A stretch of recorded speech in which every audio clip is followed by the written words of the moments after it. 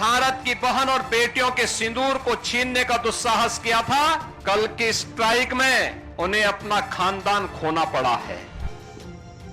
जिन्होंने हमारे देश की बेटियों का सिंदूर छीना है, उन्हें अपना खानदान खोना पड़ा। यह बोल देश के सबसे कट्टर हिंदू नेता योगी आदित्यनाथ के हैं, जिन्होंने दिल खोलकर सेना और देश के प्रधानमंत्री की तारीफ की है। सेना ने भी गजब कर दिया। उसने भी चुन चुन के उन आतंकवादियों के ठिकानों को निशाना बनाया है, जिन कैंपों में भारत के खिलाफ हर दिन साजिश रची जाती थी।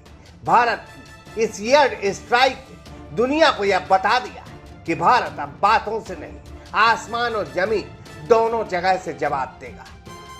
उन दरिंदों के 22 अप्रैल को हाथ नहीं कांपे, जो पहलगांव में उन बेगुनाह नागरिकों पर गोली बरसा रहे थे और हमारी बहन बेटियों के सिंदूर मिटा रहे थे।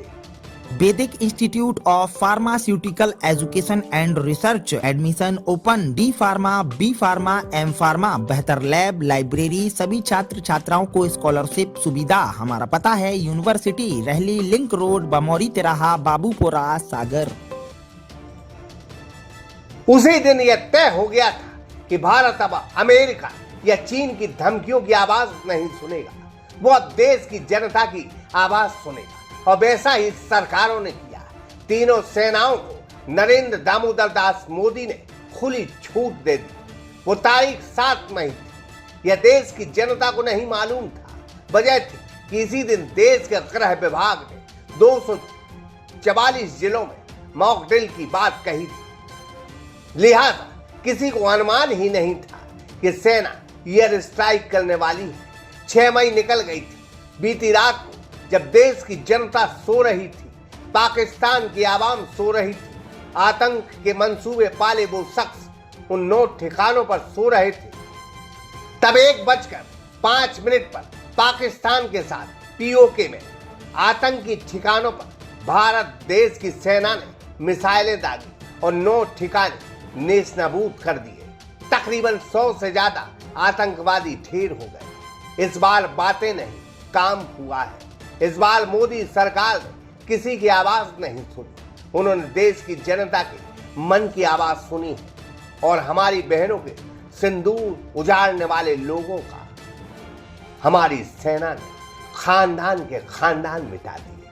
भारत की बहन और बेटियों के सिंदूर को छीनने का दुस्साहस किया था, कल की स्ट्राइक में उन्हें अपना खानदान खोना पड़ा है।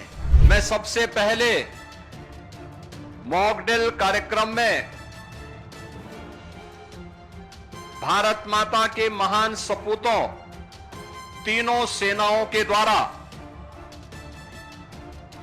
देश के गौरव को आगे बढ़ाते हुए पहलगाम की आतंकी घटना का जिस बहादुरी के साथ कल रात्रि को जवाब दिया गया है, इसके लिए तीनों सेनाओं के साथ ही देश के यशस्वी प्रधानमंत्री जी का हृदय से अभिनंदन करते हुए उत्तर प्रदेश की जनता जनार्दन की ओर से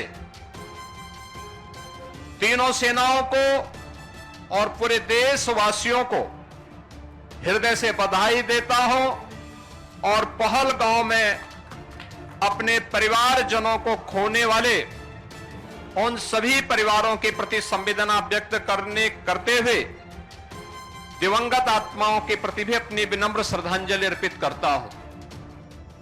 सेना जिंदाबाद, हिंदुस्तान जिंदाबाद, देश की सरकार जिंदाबाद, देश की जनता जिंदाबाद और सबसे बड़ी जिंदाबाद अगर कोई है तो तीनों सेनाएं जिंदाबाद।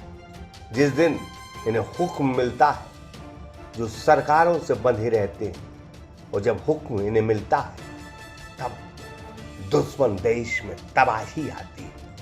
तबाही, सिर्फ तबाही। सागर एक्सप्रेस न्यूज की ब्यूरो रिपोर्ट।